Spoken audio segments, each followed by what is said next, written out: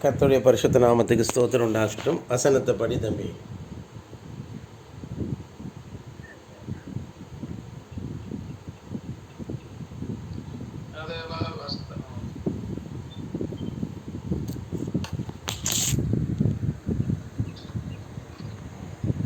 ஏசாயா 49:16.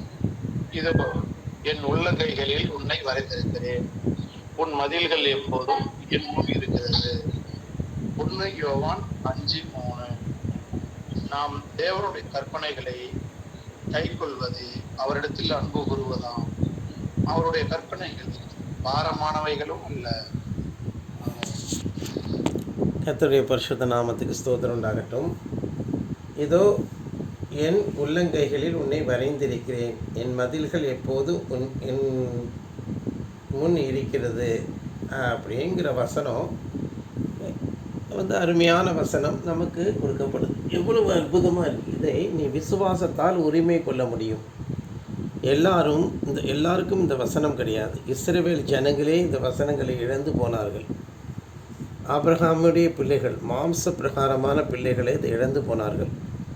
அவர்களுக்கு ஆபிரகாமுடைய குமாரன் ஈசாக்கு, அந்த வம்சமே இந்த ஆசீர்வாதத்தை இழந்து போச்சு. ஆனால் இதை எவர்கள் விசுவாசிக்கிறார்களோ அவர்கள் விசுவாசத்தினாலே உரிமை கொள்ள முடியும். நீ விசுவாசம் என்பது என்ன? தேவன் பேரிலே அப்பழுக்கில்லாமல் அப்படியே அவரை அண்டிக் கொண்டிருப்பது தான் விசுவாசம். தேவன் பேரிலே அப்படியே நம்பிக்கை வைக்க வேண்டும். அப்பழுக்கில்லாமல், அவர் அப்பழுக்கில்லாதவராக, அவர் எப்படி பரிசுத்தராக இருப்பது போல நம்மையும் நாம் அப்பழுக்கில்லாதவர்களாகவும் பரிசுத்தவர்களாகவும் பாவனை செய்யக்கூடாது. அப்படியே மாற்றிக்கொள்ள வேண்டும். கெட்ட எண்ணம், துர் எண்ணம் நமக்குள் இருக்கவே இல்லாமல் இந்த வசனத்தை அவர் நம்மை இதோ வரைந்திருக்கிறேன்கிறார். இதோ என்றால் என்ன? இதோ என்றால் இதோ பார், வெளிப்பாடுன்னு அர்த்தம். ஒரு மறைந்திருக்கக்கூடிய ரகசியத்தை அவர் வெளிக்கு கொண்டு வருகிறார். ஒரு விஷயம் நமக்கு தெரியாது, எல்லார் கண்ணுக்கும் புலப்படாது. வானத்தில் ஒரு அடையாளம் இருக்கிறது என்று வைத்துக்கொள்ளுங்கள். வானத்தில் ஃப்ளைட்டு பறக்குது. அந்த ஃப்ளைட்டை இதோ பார் அப்படின்னு நம்ம காமிக்கும் போது தான் சில பேருக்கு அதை பார்க்க முடியும். ஆமாம், இதோ என்றால் வெளிப்பாடு என்ற அர்த்தம். நல்லா தெரிஞ்சுக்கோங்க. இதோ என்று சொல்லும் பொழுது அது வெளிப்பாடாக இருக்கிறது. இதோ, பிகோல்டு அப்படின்னு ஆங்கிலத்தில் சொல்லியிருக்கு இல்லையா? அதுக்கு பேர் என்னன்னு கேட்டிங்கன்னா வெளிப்பாடு அப்படின்னு அர்த்தம். கர்த்தர் வெளிப்படுத்துகிறார். யாருக்கு வெளிப்படுத்துகிறாரு? கல்விமான்களுக்கும் ஞானிகளுக்கும் வெளிப்படுத்துகிறாரா? இல்லை. அவர் பாலகருக்கு அதை வெளிப்படுத்துகிறார், குழந்தைகளுக்கு வெளிப்படுத்துகிறார், அவரை அண்டிக் கொள்ளுகிறவர்களுக்கு வெளிப்படுத்துகிறார். பரலோக ராஜ்யத்தை அவர்கள் சிறு பிள்ளைகளைப் போல ஏற்றுக்கொள்ளுவர்களுக்கு அதை வெளிப்படுத்துகிறார். அன்பானவர்களே, அதை நம்ம முதல்ல புரிந்து கொள்ளணும். அப்போ இதோ ஒன்று அவருடைய உள்ளங்கையில் வரைவதற்கு நீங்களும் நானும் எம்மாத்திரம்? நாமெல்லாம் ஒரு அற்ப மனிதர்கள். நம்ம ஏன் வரையணும்? நாம் உண்மையாக இருப்பதில்லை, பொய் பேசுகிறோம். நம்ம உண்மை உள்ளவர்களாகவே நம்ம இருப்பது கிடையாது. யாருமே என்ன செய்கிறது கிடையாது, உண்மை உள்ளவர்களாகவே இருப்பது கிடையாது. நாம் தான் நல்லா ஜெபிக்கிறோமே, காலையில் நல்லா வாயை கிழிச்சிக்கிட்டு முளைக்கிட்டு ஜெபிக்கிறது நல்லதாட்டி பிரயோஜனம் இருக்கா? நல்லா தெரிஞ்சுக்கோங்க. பிரயோஜனம் எப்போ அதுக்கு உண்டாகும்னா, அப்போ மணியரசனும் ஜெபிப்பாப்பில், ஆறுமுகமும் ஜெபிப்பாங்க, ஊக்கமாக தான் ஜெபிப்பாங்க. ஆனால் நீங்கள் நீதிமானாக இருந்து அந்த காரியத்தை செய்தால்தான் அதுக்கு மிகுந்த பலன் வரும். ஆமாம், நீதிமானாக இருந்து, அப்போ நீதிமான் என்ன செய்யணும்? நீதியினுடைய கிரியைகளை செய்யணும். நமக்கு இஷ்டத்துக்கு வளர்ச்சிக்கக்கூடாது தேவனுடைய வசனங்களை. இன்னும் நாம் பயந்து இருக்கணும், எப்பொழுதும் பயந்து இருக்கணும். இந்த ஊழியக்காரனை பார்க்கும்போது சில சமயங்களில் அவர் என்ன போ அப்படின்னு ஒரு அலட்சியம் வந்துடுது, அவருக்கு ஒன்றுமே தெரியலன்னு. ஆனால் உண்மையிலேயே மணியரசனாகிய எனக்கு தான் ஒன்றுமே தெரியல, ஆறுமுகமாகிய எனக்கு தான் ஒன்றுமே தெரியல. பிரதர் சரியாக தான் இருக்கிறார், அவர் சரியாக இருக்கும்போது நம்ம பார்வை கோணலாக இருக்கிறது அப்படின்னு புரிஞ்சுக்கணும். இதுதான் டீச்சர் அம்மா, செவனம்மா எல்லோரும் புரிந்து கொள்ள வேண்டியது. எல்லாருமே தான், உமா சிஸ்டர் தான் புரிஞ்சுக்கணும். பிரதர் சரியாக தான் இருக்கிறாங்க, அவங்க நம்மளை காப்பாற்றுறது தான் இருக்காங்க அப்படின்னு நம்ம புரிந்து கொள்ளணும். ஏன்னா நீங்கள் இயேசுவையும் இந்த ஊழியக்காரனையும் இசைவாய் பார்க்கவில்லை என்றால், ஏனென்றால் இந்த ஊழியக்காரனுடைய வாழ்க்கை அது அந்த காலம் முடிந்து விட்டது. கோர்ஸ், ஆமாம், அவருடைய டியூ கோர்ஸ், காலப்போக்குங்கிறது டியூ கோர்ஸ் அப்படின்னு சொல்லுவார்கள். எல்லாம் முடிஞ்சிச்சு, நோ டியூ அட் ஆல். அவர் தன்னுடைய கடமைகளெல்லாம் அவர் ஆற்றிட்டார். இயேசு எப்படி முடிந்தது என்று சொன்னாரோ அதே போல் அந்த ஊழியக்காரனுடைய ஊழியமும் இன்றைக்கோ நிறைவு பெற்றுச்சு. இதற்கு மேலும் ஏன் இந்த உலகத்தில் நான் இருக்கிறேன் என்றால் ஓடி வேலை செய்து தான் இருந்து கொண்டிருக்கிறேன். ஓடி என்றால் என்ன? எக்ஸ்ட்ரா டைம் இல்லையா, ஓவர் டைம். ஆமாம், அதுக்காக தான். ஏன்னா இந்த தேகத்தை விட்டு நான் தேவனிடத்தில் பிரிந்து தேவ சமூகத்துக்கு செல்வதற்கு எனக்கு மிகுந்த வாஞ்சையும் ஆவலும் உண்டு. இந்த தேகத்தில் இருக்கிறதுக்கு எனக்கு கொஞ்சமும் பிரியமே இல்லை. நான் தேவ சமூகத்தை அடைவதையே நான் விரும்புகிறேன். ஆனாலும் நான் இந்த சரீரத்தில் இருந்து இன்னும் உங்களுக்கு சில காரியங்களை சொல்வதும் அறிவுறுத்துவதும் அது எனக்கு அவசியமாக இருக்குது. ஆனால் நீங்கள் அதை தான் அலட்சியம் பண்ணிடுறீங்க, ரொம்ப ஈஸியாக நினச்சிடுறீங்க. ஐயா, பாஸ்டருக்கு ஒன்றுமே தெரியலையே, பிரதருக்கு ஒன்றுமே தெரியலையே, ஆமாம் அவர்கிட்ட பார்ஷியாலிட்டி இருக்கே, மற்ற பிள்ளைகளை கொஞ்சது போல் என் பிள்ளையை கொஞ்சலையே அப்படின்னு நாம் அவருக்குள்ளே நம்ம குற்றம் சாட்டிடுறோம். அவற்றை அப்பழுக்கு இல்லை. உலகத் தோற்றம் முதற்கொண்டு அடிக்கப்பட்ட ஆட்டுக்குட்டியானவருடைய ரத்தத்தால் அவர் கழுவப்பட்டார். அப்போ அவருக்கு என்ன ஸ்டேட்டஸோ அதே ஸ்டேட்டஸ் தான் இந்த ஊழியக்காரனுக்கு இருக்குது. தேவனாகப்பட்டவர் இந்த நாட்களிலே இவருக்குள் வாசம் பண்ணுகிறார் அப்படிங்கிறத புரிஞ்சுக்கணும். நீங்கள் அதை புரிந்து கொள்ளாததுனால தான் சுரேஷ் என்னை விட்டு தூரமாக போனான். சுரேஷுக்கு என்ன பிரச்சனை? அவனுடைய மனைவி என்று ஒரு கான்செப்ட் வந்த பிற்பாடு உலகத்தை குறித்து அவன் கவலைப்பட்டு விட்டான். மனைவி வருவதற்கு முன்பதாகவே அவன் என்னை விட்டு விலகிவிட்டான் என்று சொல்லுவார்கள். அது என்னமோ உண்மைதான். அப்போ உலகம் அவனுக்கு மனைவியாகிவிட்டது. அப்போ அந்த உலகம் அவனுக்கு ஒரு மாம்ச பிரகாரமான ஒரு மனைவியை பெற்று தந்தது. ஆமாம், அதில் என்ன இருக்குது? அதாவது என்கிட்ட வாக்குவாதம் பண்ணாதீங்க. சுரேஷ் உங்களை அதுக்கு முன்னாடியே விலகி போயிட்டான்னு சொல்லி வாக்குவாதம் பண்ண வேண்டிய அவசியமே இல்லை. உலகம் அவனுக்கு ஒரு மனைவியை பெற்று தந்தது. அதே போல் தான் நம் வாழ்க்கையிலுமே கூட இந்த மனைவியோடு வாழ்வது சாதாரண ஒரு விஷயம் அல்ல. விவேகத்தோடு வாழணும்னு சொல்லியிருக்கு. மனைவியோடு வாழும்போது ரொம்ப பலவீனமான பாண்டம், எல்லாத்துலேயுமே அவங்களுக்கு பின் புத்தி தான் இருக்கும், பலவீனமான பாண்டமும் கூட. ஆமாம், அப்போ மனைவி பலவீனமான பாண்டம்ங்கிறது பிரதானமாக சொல்வது. ஆமாம், ஒரு மனைவியை ஒரு கணவன் திருப்திப்படுத்தாவிட்டால் சரீர ரீதியாக, ஏனென்றால் நம்முடைய சரீரத்துக்கு அவள் அதிகாரியாக இருக்கிறாள் என்று 1 கொரிந்தியர் 7ஆம் அதிகாரம் சொல்லியிருக்கிறது. 1 கொரிந்தியர் 7ஆம் அதிகாரம் அப்படி தான் சொல்லுது. ஆமாம், மனைவியானவளே அந்த சரீரத்துக்கு அதிகாரின்னு சொல்லப்பட்டிருக்கு. அதே போல் மனைவியின் சரீரம் நமக்கு சொந்தம்னு சொல்லப்பட்டிருக்கு.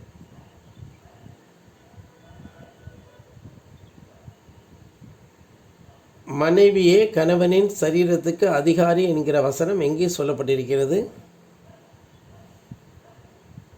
மனைவியே கணவனின் சரீரத்துக்கு அதிகாரி என்ற வசனம் பைபிளில் 1 கொரிந்தியர் 7-4 இல் உள்ளது. இது திருமண உறவில் கணவன் மனைவி இருவரும் ஒருவருக்கொருவர் உடல் ரீதியாக அர்ப்பணிக்க வேண்டும் என்பதை கூறுகிறது. பாருங்க, 1 கொரிந்தியர் 7:7 அது இருக்குது இல்லையா அந்த வசனம்.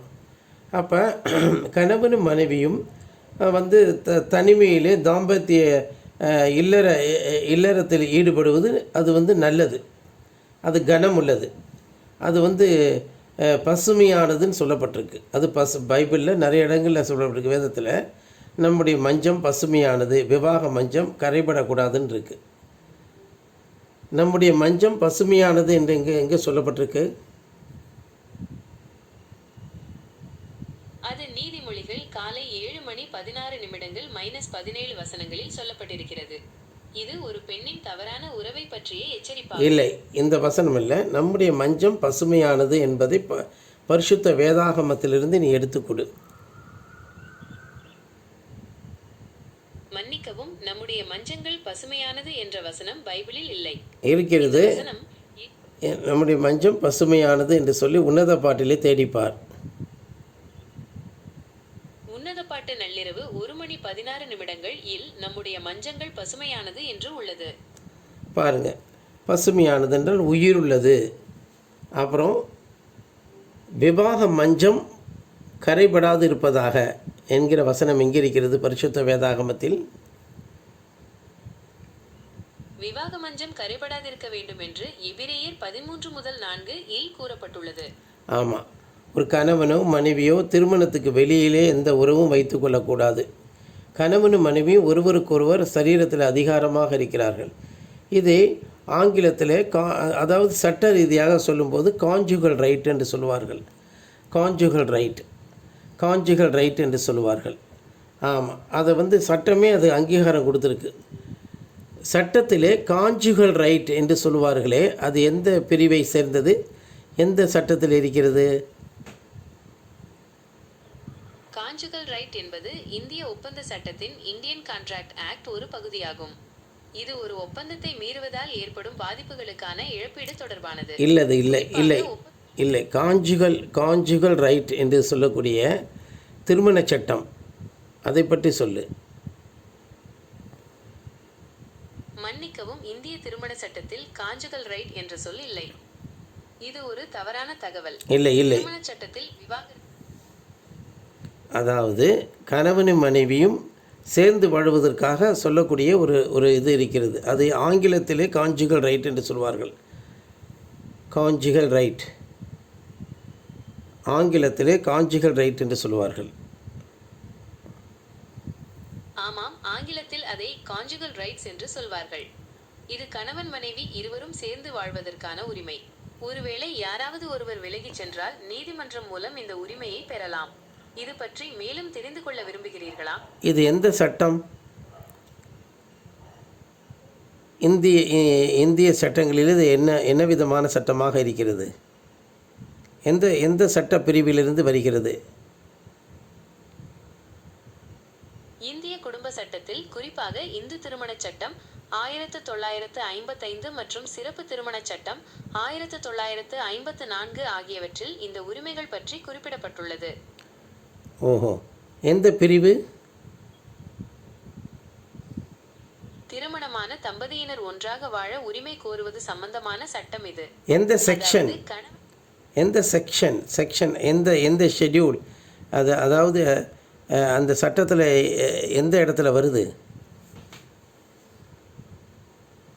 கணவன் மனைவி இருவரும் சேர்ந்து வாழ வேண்டும் என்ற கட்டாயத்தை வலியுறுத்தும் சட்டப்பிரிவு இந்திய தண்டனை சட்டம் பிரிவு 498A. இது வரதட்சணை, கொடுமை மற்றும் கொடுஞ்செயல்களை தடுக்கிறது. சரி, போதும். பாருங்கள், கான்ஜுகல் ரைட், கணவன் மனைவியும் சேர்ந்து வாடுவதற்கு கான்ஜுகல் ரைட். அதை கோர்ட்டு மனைவி ஒருவேளை பிரிந்து போனால் அந்த உரிமையை, திருமண உரிமையை அவன் பெற்றுக்கொள்வதற்கு கணவனோ இல்லாட்டி மனைவியோ கணவன் மீது அந்த வழக்கை தொடுக்கலாம். இது நேர்மையான முறையில் தொடுக்கணும். எந்த வழக்குமே நேர்மையாக தொடுக்க வேண்டும் சொல்லப்பட்டிருக்கு. ஆமாம், அதாவது அது தந்திரமாகவோ சூழ்ச்சியாகவோ அதை செய்யக்கூடாது. சரி, இது கான்ஜுகல் ரைட் என்று சொல்வார்கள். அப்போ கணவனும் மனைவியும் சேர்ந்து வாழ்வது நல்லது தான். ஆனால் இப்போ என்ன பிரச்சனைன்னு கேட்டிங்கன்னா, அதற்காக தேவனை விற்று போடக்கூடாது. சுரேஷ் விற்று போட்டான். அதன் பிற்பாடு திருமணத்துக்கு பிறகு ஒவ்வொருத்தருடைய வாழ்க்கையிலும் ஆவிக்குரிய ஜீவியத்திலும் தொய்வு வருகிறது. அந்த தொய்வு வரவே கூடாது. ஆமாம், அந்த தொய்வு ஆவிக்குரிய. இப்போ சுரேஷ் அந்த இடத்துல விழுந்து போனான். அந்த வீழ்ச்சி அவனை நிச்சயமாக நித்திய ஜீவனை அவன் அடைய முடியாது படிக்கும். அந்த தேவனுடைய கோபாக்கினை பெறுவதற்கும் அழுகையும் பற்கடிப்பும் உள்ள இடத்துக்கு போடுவதற்கும் அவன் ஏதுகரமான காரியத்தை செய்திருக்கிறான். ஏனென்றால் அவன் செய்வான், நான் பாலுவை விட்டு பிரிஞ்சு இருக்கிறேன்னு சொல்லிட்டு. பாலுவை விட்டு மட்டுமா பிரிஞ்சிருந்தான்? இந்த சபைக்கு எதிராக எவ்வளவு தந்திரத்தையும் சூழ்ச்சியும் பண்ணினான் அல்லவா? இந்த பாலு எப்படியாவது பேச விடக்கூடாது, அவன் வாயை அடக்க வேண்டும் என்று சொல்லிக்கொண்டு இந்த சபையில் இருக்கக்கூடிய பாண்டியனை குழப்பினதும், ஈனன் கோபாலை பிரித்து போட்டதும், இன்னும் அநேகரிடத்தில் அவன் செய்ததும், அநேகரிடத்தில் பேசினதும், இன்னும் அவன் இந்த ஸ்டேட்டஸை வாட்ஸ்அப்பில் வைப்பதும், இன்னும் தன்னை ஒரு உத்தமன் என்று நினைத்து கொண்டிருப்பதும், அது அந்த இடத்துல தான் அவன் தீங்கு செய்து அவன் விலகி போகிறான். தேவனுடைய ராஜ்யத்தை விட்டு தூரமாய் போய் நரகத்தின் பாதையை அவன் அடைகிறான். அதாவது விசாலமான வாசலை அவன் அடைந்து கேடுகட்ட அந்த வாசலை அடைந்து அங்கே நிந்திக்கப்படுறான். ஆமாம், அதுதான் சடுதியாக ஒரு வேளை அவனுக்கு இந்த உலக வாழ்க்கையில் ஒரு முடிவு வரும் என்றால் அவனுக்கு ஒரு பெரிய ஆபத்து வரும். அப்போ தான் தேவன் அவனை உள்ளங்கையில் வரைந்திருப்பேன் என்று சொல்லுவாரா? எப்படி நியாயப்பிரமானது? அதாவது அவருடைய உள்ளங்கை என்பது ஒரு ஜீவ புஸ்தகம் என்று வைத்துக்கொள்ளுவோமே. உள்ளங்கையில் வரைந்திருக்கிறான், முக்கியமான இடம். உள்ளங்கால் என்று சொல்லலை, கையிலே வரைந்து வைத்திருக்கிறேன் அப்படிங்கிறாங்க. பிசாசானவன் இதை வந்து கவுண்டர் ஃபைட் பண்ணுவான். எப்படின்னு கேட்டிங்கன்னா, பாருங்கள் கைரேகையை பார்க்கலான்ட்டு. என்ன சொல்லியிருக்கு இந்த இடத்துல? தேவன் வந்து தன்னுடைய கைகளிலே நம்ம எழுதி வைத்திருக்கிறான்னு சொல்லப்பட்டிருக்கு. அப்போ நம்ம தேவனுடைய மொழியிலே நாம் அங்கே எழுதப்பட்டிருக்கிறோம். ஆமாம், அவருடைய உள்ளங்கை என்று சொல்லுவது சொற்றொடர் இதெல்லாம் வந்து நமக்கு வந்து ஞான அர்த்தங்களாக கொடுக்கப்பட்டிருக்கிறது. அவருடைய ஜீவ புஸ்தகத்தில் நம்ம எழுதப்பட்டிருக்கோம். நம்மளுடைய உருவேறுபடும் நாட்கள், நம்முடைய தோற்றம், அதனுடைய இருக்கக்கூடிய ஜீன், மரபணு எல்லாமே தேவன் அதில் எழுதி வைத்திருக்கிறார். சரீரமாக இருக்கட்டும், இந்த ஆத்மாவுடைய தன்மைகள், ஆவியினுடைய சிந்தனைகளாக இருக்கட்டும், எல்லாவற்றையும் எழுதியிருக்கிறார். ஆம் அன்பானவர்களே, இதோ நான் உன்னை உள்ளங்கையில் வரைந்திருக்கிறேன் என்று சொல்லும் பொழுது அதை நாம் விசுவாசத்தினாலே நாம் உரிமை கொள்ளலாம். தேவனிடத்தில் நாம் விசுவாசமாக இருக்கலாம். நேற்றைய தினம் மேசியா பிரிண்டஸ் கண்ணப்பன் அவனுடைய இடத்துக்கு போயிருந்தபோது அவன் என் மனதை மிகவும் காயப்படுத்தினான். நீங்கள் நேற்று தான் உங்களை நினைத்தேன் என்று சொன்னான். எதற்காக நினைத்தேன் என்று சொன்ன பொழுது, என் வீட்டிற்கு வந்து ஒரு சமயத்தில் நான் வீடு கட்டும்போது வந்து ஜெபித்தீர்கள், அந்த போரிலே தண்ணிக்காக ஜெபித்தீர்கள், ஆனால் இப்பொழுது அந்த தண்ணி இல்லை என்று சொல்லி ஜெபித்தான். இப்பொழுது தான் தண்ணி இல்லை, அது வீடு கட்டி அவனுக்கு 10 வருஷத்துக்கு மேலே ஆயிடுச்சு. அப்போ நான் ஜெபித்தது இப்போ வந்து அந்த தண்ணி இல்லாமல் போயிடுச்சு அப்படின்னு சொல்லி வருத்தப்பட்டான்.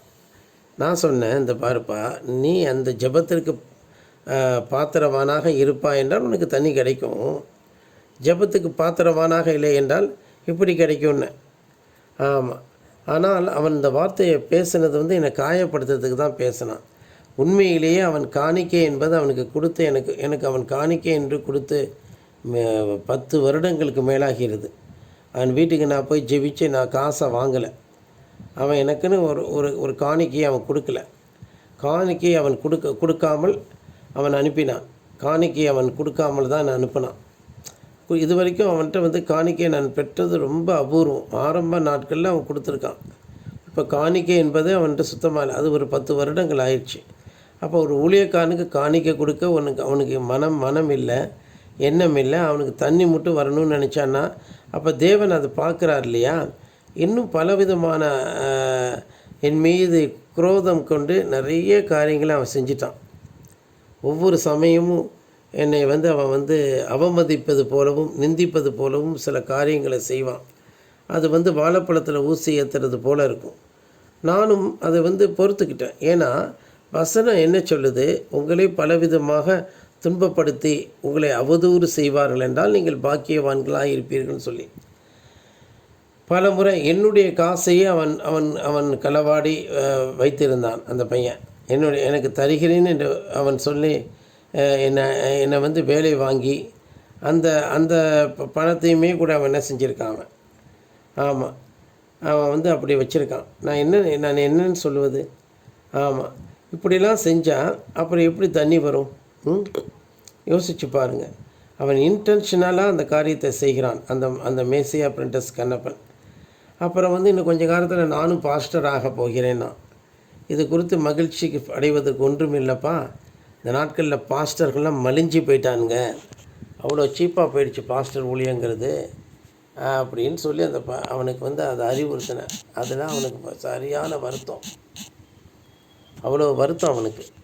பாருங்கள், இந்த நாட்களில் என்னன்னு கேட்டிங்கன்னா, உள்ளங்கையில் வரைந்திருக்கிறேன் என்றால் எல்லாரையும் வரையவில்லை. அவன் ஜீவ புஸ்தகத்தில் பேர் எழுதப்பட்டவர்கள் ஒரு சிலரே தான். அதாவது ஒரு சமயத்தில் தன்னுடைய சீஷர்கள் 70 பேருக்கு, அதாவது 12 + 70, அப்போ 70 பேர். அப்போ அதையும் இது பண்ணி பாருங்கள். அப்போ வந்து 82 பேர்னு வச்சுக்கோங்களேன், கிட்டத்தட்ட ஏறக்குறைய. அப்போ அத்தனை பேரும் வந்து அவங்களுக்கு பிசாசு கீழ்ப்படுகிறது என்று சொல்லி ஆச்சரியப்பட்டு இயேசுவினிடத்தில் வந்தார்கள்.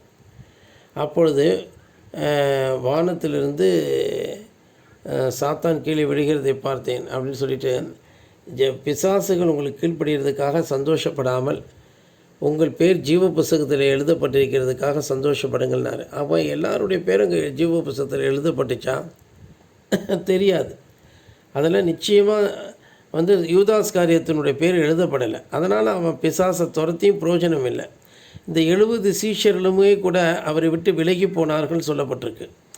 ஆமாம், அவர்கள் திரும்ப எத்தனை பேர் வந்தார்கள்னு தெரியாது. அப்போ அவர்களுடைய திரும்பி வந்தவர்களை தவிர மற்றவர்களுடைய பெயர்கள் கிறுக்கப்பட்டிருக்கும் இல்லையா?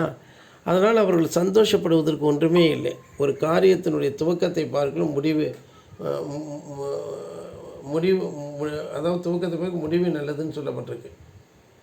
ஆமாம், அப்படிங்கும்போது அவர்கள் காரியத்தை துவங்கி அது நல்ல விதமாக முடிக்கலை.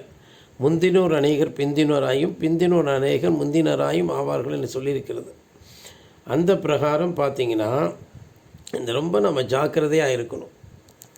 ஆமாம், ஊழியக்காரன்ட்ட அவ்வளோ கோச்சிக்கிட்டு அவ்வளோ மன வருத்தப்பட்டுக்கிட்டு தாங்கல் அடைஞ்சிக்கிட்டு இருந்தீங்கன்னா ஊழியக்காரன் வெறும் ஊழியக்காரன் அல்ல, அவனுக்குள் தேவன் கிரியை செய்கிறார் மனுஷகுமாரன். இந்த காலத்துக்குரிய வார்த்தையானவரும் ஆவியானவரும் அவனுக்குள்ளாக அளவில்லாமல் ஆவியை தந்திருக்கனான்னு புரிஞ்சுக்கோங்க. அவன் மனுஷனைப் போலவே அவன் நடந்தாலும் அவன் மனுஷன்தான் தானே. ஆனால் அவன் நடக்கிற நடை கூட தேவ சித்தமாக இருக்கும் என்றால் அவனுடைய ஒவ்வொரு சொல்லையும் நீங்கள் அலட்சியம் பண்ணவே கூடாது. சில ஸ்திரீகள் பண்ணலாம், இந்த சபையை விட்டு விலகி போய் எங்களுக்கு ஒன்றும் நடக்கலையே அப்படின்னு சொல்லிட்டு வீம்பாக இருக்கலாம். சில ஸ்திரீகள் சபையிலே கலகம் பண்ணிட்டு போகலாம், சபைக்கு எதிராக வீம்பு பாராட்டலாம். ஆனால் அவர்களுடைய முடிவோ இன்னும் வரும் பொழுது அது அவர்களுக்கு பெரிய நிந்தனையாக இருக்கும். நான் எவ்வளோ பெரிய தவறை செய்தேன், எவ்வளோ பெரிய பாவத்தை இழைத்தேன்னு சொல்லி அந்த நாட்களில் வரும்போது அவர்கள் மனம் திரும்பும்போது எல்லாமே தாமதமாக இருக்கும். ஆமாம், இப்போ சுரேஷுக்கு அவன் கேட்டுக்கு போகிற வாசலுக்கு போகிறது கூட நாமும் அந்த வாசலை தான் எட்டி அடைவோம். அதை பார்த்து இப்பொழுதே பயந்து மனம் திரும்பிடுங்க. இந்த வீம்பு பாராட்டாதீங்க. சபையில் வந்து ஸ்திரீகள் பொல்லாத வார்த்தைகளை பேசியிருப்பீர்கள் என்றால் அதை அந்த வார்த்தையை வந்து அறிக்கை செய்து ஊழியக்காரனோடு தகராறு பண்ணியிருப்பீர்கள் என்றால் அதை அறிக்கை செய்திருங்க. இன்னும் சில அடையாளங்களை செய்து தான் உங்கள் வாழ்க்கையில் இதெல்லாம் உணர்த்தணும் அப்படின்னு நீங்கள் நினச்சிங்கன்னா அதுக்கு வந்து நான் என்ன செய்ய முடியும்? இப்பொழுதே மனம் திரும்பி விட்டீர்கள் என்றால் உங்கள் உள்ளத்தில் தேவன் உணர்த்துவாராக. அதை தான் நான் சொல்லுவேன். புரியுதா? ஏன்னா இந்த இந்த இந்த இதை நான் ரெக்கார்ட் பண்ணிகிட்ருக்கேன். ரெக்கார்ட் பண்ணாவிட்டாலும் செட்டைகள் எழுத போய் அறிவிக்கும். அதனால் இது வந்து ஆன்லைனில் கூட அதை அப்லோட் பண்ணுவேன். ஆமாம், ஆகவே இந்த காலேஜ் ஜெபமானது நமக்கு மிகவும் பிரயோஜனமாக இருக்கட்டும். தேவன் நம்மை அவருடைய உள்ளங்கையிலே வரைந்து வைத்திருக்கிறார். இம்பார்ட்டன்ட், வலது கரத்தினாலே உன்னை தாங்குவேன்னு சொல்லியிருக்கிறார். நீதியின் வலது கரம். அப்போ நம்மை அவர் பலத்த கைக்குள் அடக்கி வச்சிருக்கிறார். நம்ம அதான் சொல்லப்பட்டிருக்கு, ஏற்ற வேளையில் நீங்கள் உயர்த்தப்படும்படிக்கு அவருடைய பலத்த கைக்குள் அடங்கியிருங்கள்னு சொல்லி வசனம் சொல்லுது. ஆமாம், ஏற்ற சமயத்தில் உயர்த்தப்படும்படிக்கு அவர் பலத்த கைக்குள் அடங்கியிருங்கள் அப்படின்னு சொல்லியிருக்கு. அவர் உங்களை விசாரிக்கிறவரானபடினால் உங்கள் கவலைகளை அவர் மேல் வைத்து விடுங்கள் என்றும், ஏற்ற சமயத்தில் உயர்த்தப்படும்படிக்கு அவருடைய பலத்த கைக்குள் அடங்கியிருங்கள் என்றும் சொல்லியிருக்கக்கூடிய வசனம் எங்கே இருக்கிறது? பரிசுத்த வேதாகமத்தில் 1 பேதுரு 5-7 இந்த வசனம் உள்ளது. இது கவலைகளை கடவுளிடம் ஒப்படைத்துவிட்டு அவரது பராமரிப்பில் நம்பிக்கை வைக்க சொல்கிறது. இன்னொரு வசனம் கேட்டேனே, ஏற்ற வேளையில் அவரிடத்தில் உயர்த்தப்படும்படிக்கு அவர் பலத்த கைக்குள் அடங்கி இருங்கள் என்று சொல்லி. ஆமாம், அதுவும் 1 பேதுரு 5-6 உள்ளது. இது தாழ்மையுடன் கடவுளிடம் சரணடையவும் அவர் சரியான நேரத்தில் நம்மை உயர்த்துவார் என்று நம்பவும் கூறுகிறது. அந்த வசனத்தை அப்படியே சொல்லு. ஆமாம், அந்த வசனம் இதுதான். ஏற்ற வேளையிலே அவர் உங்களை உயர்த்தும்படிக்கு பலத்த தேவனுடைய கரத்தின் கீழாக தாழ்மையாயிருங்கள், அடங்கி இருங்கள் என்று சொல்லியிருக்கிறது. சரி, பரவாயில்ல, உன்னுடைய லாங்குவேஜில் சொல்கிறேன். பரிசுத்த வேதாகமத்திலிருந்து எடுத்துக்கொடு, அது சரியான மொழிபெயர்ப்பு என்று நான் அதை நம்புகிறேன். ஏற்ற வேளையில் உங்களை கர்த்தர் உயர்த்தப்படும்படிக்கு அவருடைய பலத்த கரத்துக்குள் அடங்கி இருங்கள் என்று சொல்லியிருக்கும். அந்த வசனத்தை அப்படியே சொல்லு. அது சரிதான். 1 பேதுரு 5-6 இல்ல. ஏற்ற வேளையிலே அவர் உங்களை உயர்த்தும்படிக்கு பலத்த தேவனுடைய கரத்தின் கீழாக தாழ்மையாயிருங்கள் சரி என்று கூறப்பட்டுள்ளது. சரி, ரைட், ஓகே. உன்னுடைய லாங்குவேஜில் நீ பேசுகிற, ரைட். இந்த அளவுக்கு சொன்னதுக்கு நன்றி. பாருங்கள் எவ்வளோ அழகாக சொல்லுது பாருங்களேன். இந்த மாதிரி கர்த்தருடைய கரங்களிலே நாம் அடங்கி இருக்க வேண்டும் என்று அவர் உள்ளங்கையிலே வரைந்து வைத்திருக்கிறார் என்றால் வரைந்த இடத்திலே நாம் இருக்க வேண்டும். அக்கம் பக்கம் அண்ணாண்ட இன்னாண்ட எங்கேயுமே போகக்கூடாது. ஆமாம், ஒழுங்காக அந்த ஆராதனைக்கு வருவதும் தேவனை நோக்கி சேவிப்பதும் அவருக்கு சமூகத்தில் காணிக்கை செலுத்துவதும் பயபக்தியாக இருப்பதும் அவர் நம்மை சிட்சிக்கும் போது பொறுமையாக இருப்பதும். ஆமாம், அவ்வளவு நம்ம நிதானமாக இருக்கணும். ஒருத்தரை ஒருத்தர் பார்த்து கெட்டு போகக்கூடாது. அந்த இந்த பிள்ளையை கொஞ்சம் போது என் பிள்ளையை கொஞ்சவில்லையேன்னு நம்ம யோசித்து பார்க்கணும். ஆமாம், நாம் நம்ம பிள்ளையை அர்ப்பணித்தோமா? நம்ம பிள்ளையும் நம்ம மனைவியும் நம்முடைய மாமியார் வீட்டில் எவ்வளோ நாள் தங்க வச்சோம். இந்த ஊழியக்காரனோட மடியில் கொண்டு வந்து போட்டோமா?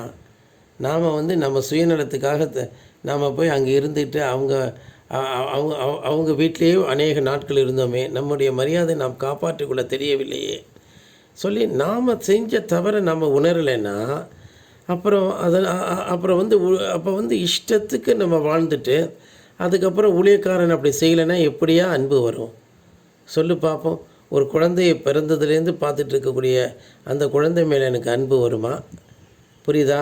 இப்போ பாலாஜிக்கு என்ன வருத்தம்னா அவனுடைய 2 பிள்ளைகளையும் நான் எடுத்து கொஞ்சலேன்னு வருத்தம். ஆமாம், அந்த பிள்ளைகள் என்னை மதிக்கிறதாகவும் இங்கே எங்கள் வீட்டில் இருக்கக்கூடிய பிள்ளைகள் என்னை மதிக்காததாகவும் அவனுக்குள்ளே ஒரு ஸ்டேட்மெண்ட் இருக்குது. அது ரொம்ப தப்பு. ஆமாம், இந்த பிள்ளைகள் எப்போதுமே என் மார்பிலே வளர்ந்தவைகள். அவனுடைய பிள்ளைகள் அப்படி கிடையாது. அவன் சென்னையில் வச்சுட்டு அதே சமயத்தில் அவனுடைய மனைவி அந்த பிள்ளைகளுக்கு துர்க்குணத்தை கற்றுக் கொடுத்தான். ஆமாம், அதனால் என்ன செய்ய முடியாது, அந்த பிள்ளைகளும் அவனை போலவே அறிவில்லாமல் இருந்தது. பாலாஜி சிறு வயது முதற்கொண்டே எனக்கு பிடிக்காது. ஏன் பிடிக்காதுன்னு கேட்டிங்கன்னா அவன் எல்லாவற்றையும் மாற்றி மாற்றி செய்வான். எதுவுமே சரியாக பொருந்துவது போலவே செய்ய மாட்டான். அதனால தான் அவனை நான் பிறவி பைத்தியம்னு நான் சொல்லுவேன். ஆமாம், எதுவுமே சரியாகவே எது எல்லாருக்கும் ஒரு வழி இருக்கும், இவனுக்கு மட்டும் ஒரு தனி வழி இருக்கும். தனி வழி என்று சொல்லுகிறவன் இவனும் பைத்தியக்காரன் தான். ரஜினிகாந்த் பார்த்திங்களா, அவன் பைத்தியக்காரனாக இருக்கான் பாருங்கள். அவன் உண்மையிலேயே அரசியலுக்கு வர முடியாத ஒரு பைத்தியக்காரனாக இருக்கான். ஆமாம், அவன் அரசியலுக்கு வருவேன்னு சொல்லிட்டு. ஆனால் உண்மையிலேயே அவன் அவ்வளோ சொத்துக்களை சம்பாதித்து வைப்பதற்காகத்தான் அவன் அப்படி செஞ்சுருக்கான். அரசியலுக்கு சம்பாதிப்பதும் விட இப்பொழுது நான் நடிப்பிலே சம்பாதித்து கொண்டு விடுகிறேன்னு சொல்கிறேன். இன்னொன்று, அவனுக்கு தைரியம் இல்லாத ஒரு கோழை. சில அரசியல்வாதிகள் கோழைகளாக இருப்பார்கள், நான் பார்த்துருக்கேன். இப்போ அத்வானியை பொறுத்த வரைக்கும் என்னென்னு கேட்டால் அவர் ஒரு கோழையாக இருப்பதை தான் நான் பார்த்துருக்கேன். அவர்கிட்ட ஒரு போல்ட்னஸ் கிடையாது. இப்போ மோடிக்கு இருக்கக்கூடிய போல்ட்னஸ் இல்லாததுனால தான் அவர் அந்த காட்சியை விட்டு நீக்கப்பட்டார். ஆமாம், அத்வானி உண்மையிலே ஒரு ஸ்டேட்ஸ்மேன், தேசபக்தி உள்ளவன் தான். ஆனால் கொஞ்சம் அந்த ஆளுக்கு ஒரு வளைந்து நிற்கக்கூடிய ஒரு துர்புத்தி இருந்தது. ஆனால் மோடி என்பவர் அவருடைய நேர்மையாக அப்ரைட்டாக இருக்கிறார். தேவன் அவருக்கு இன்னும் ஆயுசு நாட்களை கூட்டி அவருக்கு இன்னும் ஆரோக்கியத்தையும் ஞானத்தையும் தருவாராக. தொடர்ந்து அவர் ஆட்சியில் இருப்பாராக. இங்கே இருக்கக்கூடிய அநியாயக்காரர்களாக இருக்கக்கூடிய எல்லாம் அந்த ஸ்டாலின், எடப்பாடி போன்றவர்களெல்லாம் தோற்று போகவே நான் விரும்புகிறேன். ஆனாலும் தற்சமயம் அவர் என்ன செய்ய போகிறார் என்று எனக்கு தெரியாது. ஆமாம், மோடி மீது இருக்கக்கூடிய நம்பிக்கை மற்றவர்கள் எல்லார் மீதும் இருக்கும் என்று சொல்ல முடியாது. ஏனென்றால் இப்போ அண்ணாமலை என்பவரை கொண்டு வைத்தால் நலமாகத்தான் இருக்கும். ஆனால் அண்ணாமலைக்கு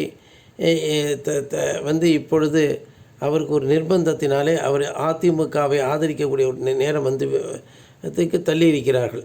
என்னவென்றால், ஆனால் அண்ணாமலைக்கு ஆளுமையை தேவன் கொடுத்தால் நலமாக இருக்கும்.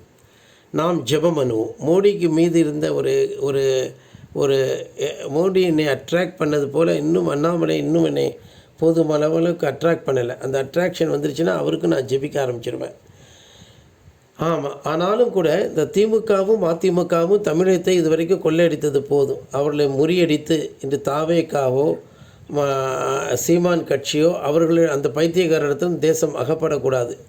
இவர்கள் எல்லாருக்கும் முறிவை தந்து அண்ணாமலை என்பவரை ஆச்சரியமாக அந்த இடத்துல அமர்த்த வல்லவராக இருக்கிறார். அதற்காக நம்ம ஜெபம் பண்ணுவோம். சரி, நாம் என்ன செய்யக்கூடாது? கோழைகளைப் போல இருக்கக்கூடாது, முட்டாள்களை போல இருக்கக்கூடாது. இப்போ பாலாஜியை எடுத்துக்கிட்டோம்னா அவனுக்கு உண்மையிலேயே அது ரொம்ப வருந்தத்தக்க ஒரு விஷயம். எவ்வளவோ வாழ்க்கையில் முன்னேறி இருக்கலாம். அவன் நல்லா படிக்க வச்சோம், O லெவல் அப்படின்னு சொல்லிட்டு கம்ப்யூட்டர். ஆனால் சுரேஷ் அதில் சக்சீட் ஆனான். பாலாஜி அங்கே அராத்து வேலை பண்ணி தோற்று போனான்.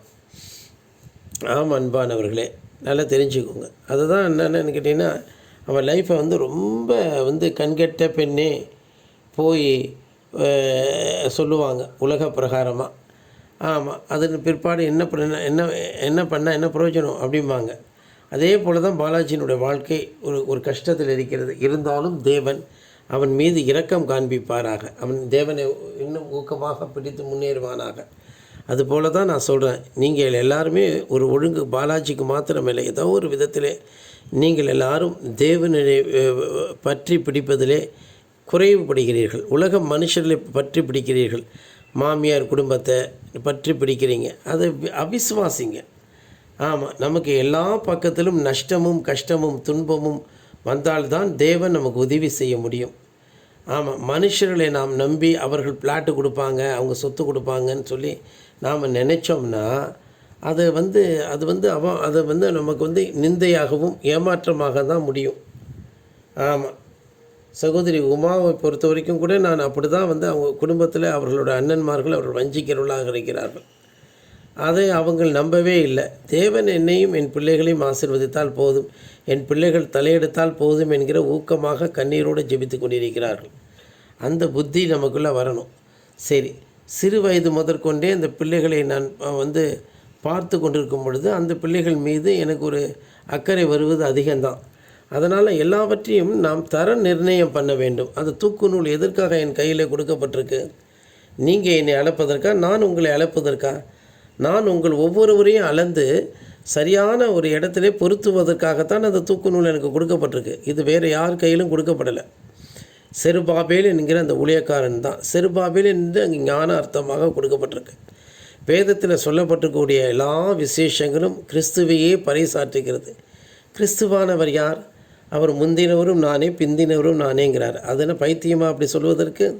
முந்தினவர் யார் பிந்தினவர் யார் எத்தனையோ முறை உங்களுக்கு நான் போதிச்சிருக்கேன். ஆனால் முந்தினவரை அவர்கள் பகைத்தார்கள் என்றால் பிந்தினவரை அதே பேட்டர்னில் தான் பகைப்பாங்க. பேட்டர்ன் அதே விதமாக அதே டைப்பாலஜிக்கல் ஆர்டர் படி தான், டைப்பாலஜியின் படி தான் பகைப்பாங்க. முந்தினவரை அவர்கள் அருவருத்தார்கள் என்றால், அவர்களை புறக்கணித்தார்கள் என்றால், அவர் மீது குற்றம் சுமத்துவார்கள் என்றால், அவருடைய நியாயத்தை மதிக்காமல் போவார்கள் என்றால், பிந்தினவருடைய நியாயத்தையுமே அவர்கள் மதிக்காமல் போவது தான் உண்டு. ஆகவே இந்த நேரத்திலே நாம் எல்லாரும் தேவன் அற்ப மனிதர்களாக இருந்தாலும் அவர் நம்மை உள்ளங்கையிலே வரைந்து அழகு பார்க்கிறார் என்பதை பெரிய பாக்கியமாக எண்ணி இந்த காலை வேளையில் மிகுந்த சந்தோஷமாக எண்ணுங்கள். இவ்வளவு பாவம் செய்தோம், இவ்வளவு அநியாயம் செய்தோம், இவ்வளவு அருவருப்பான காரியங்களை செய்தோம். ஆமாம், எவ்வளவு சமாரியா ஸ்திரீ 5 புருஷனோடு வாழ்ந்தது போல் நாமும் உலகத்தோடு போய் அப்படி விபச்சாரம் செய்திருக்கிறோம். நானும் தேவன் 6வது இருக்கிறவன் புருஷன் அல்ல, 6 புருஷர்களோடு இருந்தோம். ஆனாலும் கூட தேவன் மேசியா நம்மை வழிநடத்துகிறார் என்று சொல்லி உலகமும் உலகத்துள்ளவைகளும் பல சந்தர்ப்பங்களிலே பல காலகட்டங்களிலே நம்மை ஏமாற்றி வஞ்சித்து அதன் பக்கம் நம்மை இழுத்து கொள்ளும்போது தேவன் தன்னுடைய வசனத்தை இப்பொழுது அனுப்பி கொண்டு நம்மை சுத்திகரித்து கொண்டிருக்கிறார். நம்முடைய மிஸ்கன்செப்ஷன் எல்லாவற்றையும் மாற்றி கொண்டிருக்கிறார் என்பதை நீங்கள் அறிந்து இந்த கால வேளையிலே மிகுந்த பயபக்தியோடு இருக்கும்படி உங்களை நான் வேண்டிக் கொள்கிறேன். அப்போ இந்த வசனம் உள்ளங்கையிலே வரைந்திருக்கிறார். நம்முடைய மதில்கள் எப்பொழுதும், மதில் என்றால் என்ன? நம்முடைய பாதுகாப்பு மதில்கள்.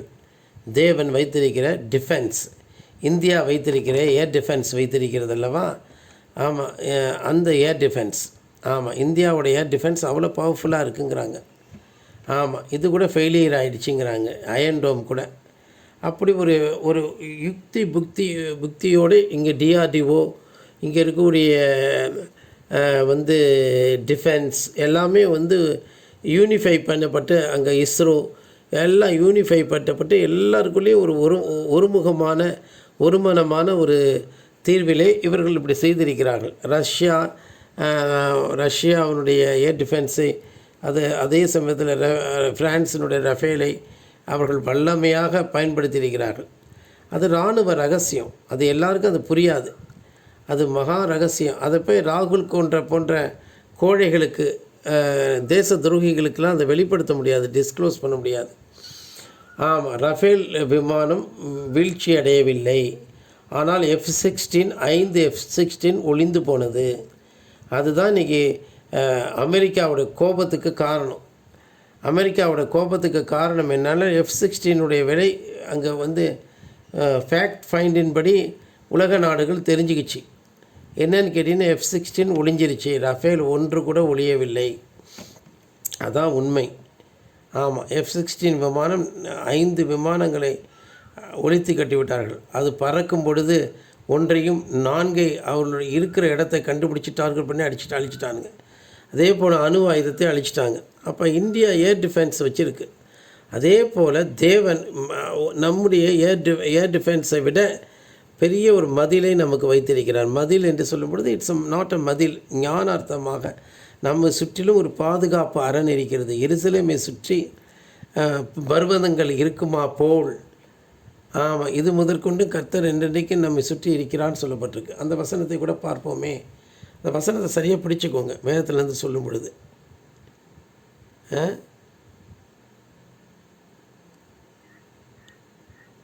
எருசலேமை சுற்றி பர்வதங்கள் இருக்குமா போல் இது முதற்கொண்டு என்றென்றைக்கு கர்த்தர் நம்மை சுற்றி இருக்கிறார் என்கிற வசனம் எங்கே இருக்கிறது? சங்கீதம் 125 முதல் 2 இல் இந்த வசனம் உள்ளது. இது கடவுள் தம் மக்களை சூழ்ந்து பாதுகாப்பதையும் அவர்கள் மீது கொண்டிருக்கும் அன்பையும் காட்டுகிறது. அந்த சங்கீதம் 125:5 மறுபடியும் படி. சங்கீதம் 125 முதல் 5 இப்படி கூறுகிறது: தங்கள் கோணலான வழிகளுக்கு திரும்புகிறவர்களை அக்கிரமக்காரரோடே. மன்னிக்கவும், கோலன் என்று சொன்னேன், கோணல் என்று சொல்லவில்லை. அதாவது எருசலேமை சுற்றி பர்வதங்கள் இருக்குமா போல் என்கிற வசனத்தை வாசித்து காண்பி. மன்னிக்கவும், சங்கீதம் 125 முதல் 2 இல் பர்வதங்கள் எருசலேமை சுற்றிலும் இருப்பது போல் கர்த்தர் இது முதற்கொண்டு என்றென்றைக்கும் தம்முடைய ஜனத்தை சுற்றிலும் இருக்கிறார் என்று உள்ளது. இதுவே அந்த மதில் என்று நாம் புரிந்து கொள்ள வேண்டும் அன்பானவர்களே. இதுவே நம்மை சுற்றிலும் மதிலாக இருக்கிறார். என்னுடைய மதில்கள் எப்பொழுதும் நம்ம சுற்றி இருக்குன்னு சொல்லி. அப்போ இவ்வளோ பெரிய பாதுகாப்பு இருக்குது. எதை குறித்து நீங்கள் கவலைப்பட வேண்டாம். ஆமாம், என் தாயார் 2 நாளைக்கு முன்னாடி ரொம்ப மனசு ரொம்ப களைச்சி போய் இந்த உலகத்தில் இருப்பதை விட போய் சேரலாம் என்று அவங்க வருத்தப்பட்டு பேசிக்கிட்டு இருந்தபோது நான் அவங்கள்ட்ட போய் அன்பாக பேசி, இப்போ அவங்க குழந்தைய போல் இருக்காங்க. அவங்க தலையை வருடி கொடுத்து, அம்மா நீ இன்னும் கொஞ்ச நாள் நிறைய நாட்கள் இருக்கணும், உனக்கு எங்கெல்லாம் அழைச்சிட்டு போகிறோன்னுமே அங்கே அழைச்சிட்டு போய் காண்பிக்கிறம்மா, சந்தோஷமாக நீ இருக்கணும் அப்படின்னு சொல்லி அம்மாட்ட பேசுகிறேன். ரொம்ப மன மகிழ்ச்சியாக நீ இருக்கணுமா அப்படின்னு சொல்லிட்டு, அவங்க நீ இருக்கும்போது நான் எனக்கு ஏன் கவலைப்படுறேன் அப்படின்னு சொல்லி ரொம்ப அவங்க அன்பாக பேசினாங்க. இப்படி அவங்கள்ட்ட அன்பாக பேசி தான் அவங்களுடைய, ஏனென்றால் இல்லாவிட்டால் துக்கத்தினாலே இறந்து விடுவார்கள். அதாவது இயேசுவானவர் சிலுவையில் அடிக்கப்பட்டு ரத்தம் போனதுக்காக அவர் இறக்காமல் அவர் துக்கத்தினாலே இறந்தார்.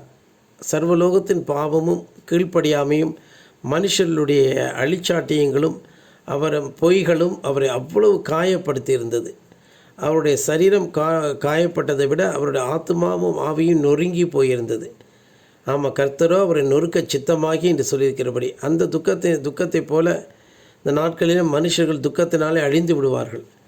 ஆமாம், ஆனால் அந்த துக்கமே வரக்கூடாதுன்னு சொல்லி அவங்களுக்கு ஆறுதல் சொல்லி நான் அவங்களுக்கு நல்ல சொஸ்த மனமாக்குவதற்காக நான் ஜெபம் பண்ணி பேசினேன். உங்களையுமே அப்படி தான் நான் சொஸ்த மனமாக்கி கொண்டு பேசிகிட்ருக்கேன். ஆமாம் அன்பானவர்களே, நிச்சயமாகவே தேவன் அவருடைய மதிலை நம்மை சுற்றிலும் வைத்திருக்கிறார். கர்த்தர் தாமே நம்மை பாதுகாப்பாராக. ஆமாம், ஜெபம் பண்ணுவோம். சகோதரி உமா அவர்கள் ஜெபம் பண்ணுங்க. ஸ்தோத்திரம்.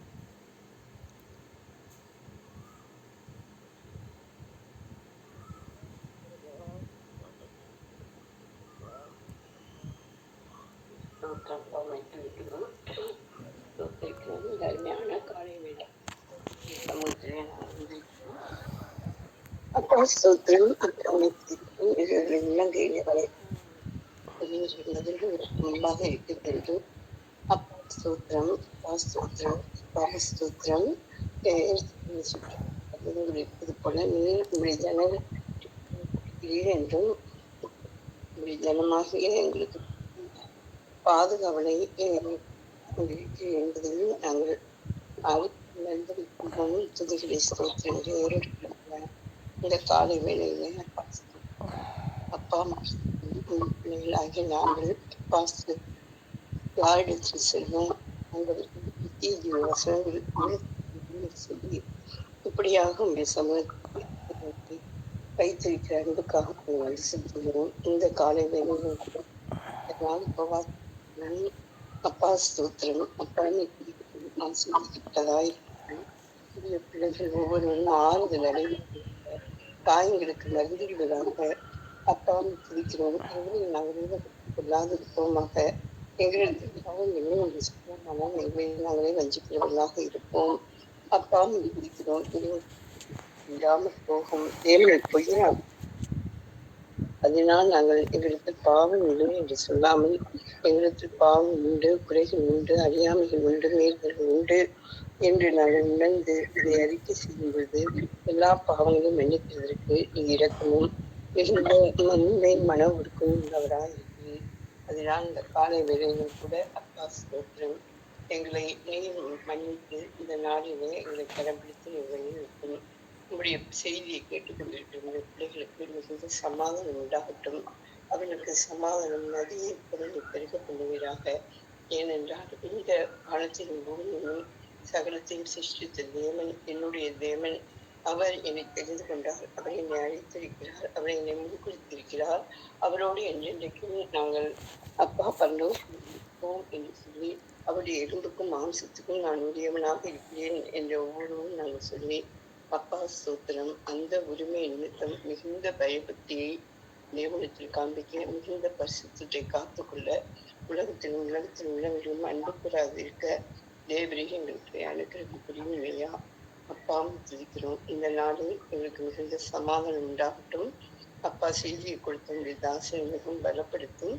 அப்பா இன்னும் ஊக்கமும் வைராகியமான ஆவி மகனை தாங்கி மகனுக்குரிய எல்லா விதமான எதிர்பார்ப்புகளையும் நிறைவேற்றி வாஞ்சிகளையும் நல்ல விருப்பங்களையும் நிறைவேற்றி இன்னும் ஊழியத்தை மகளை ஊக்கப்படுத்தவும் உற்சாகப்படுத்தவும் பிசாசானங்களையும் முற்றிலும் முறியடிக்கவும் நினைக்கிறேன்.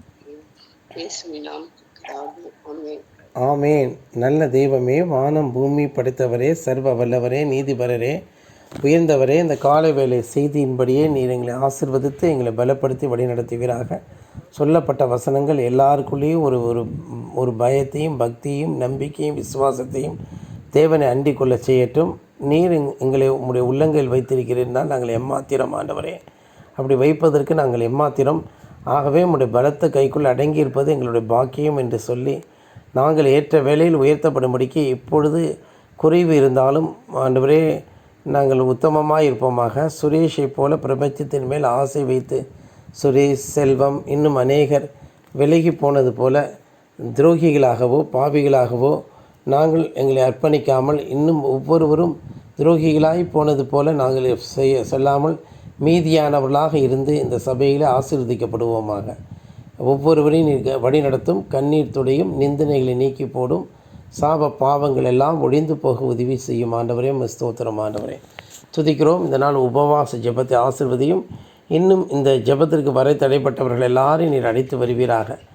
யாரும் கலகம் பண்ணி வீம்பு பண்ணி விலகி போகவோ, வேலை நிமித்தம் ஆண்டவரே அப்பாலை போகவோ இல்லாதபடிக்கு இந்த காலை ஜெபத்துக்குள்ளாக வந்து சேர்வதற்கு கிரியை செய்யும். பிசாசனுடைய தந்திரங்களிலிருந்து விடுவியும்.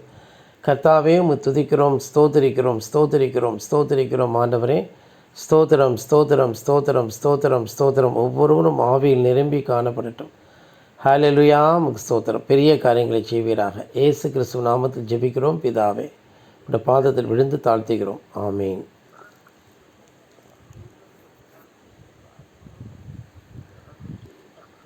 கர்த்தர் தாமே நம்மை வழி நடத்துவாராக. கர்த்தர் வழி நடத்தும். ஆமீன். Praise the Lord. கர்த்தருக்கு ஸ்தோத்திரம்.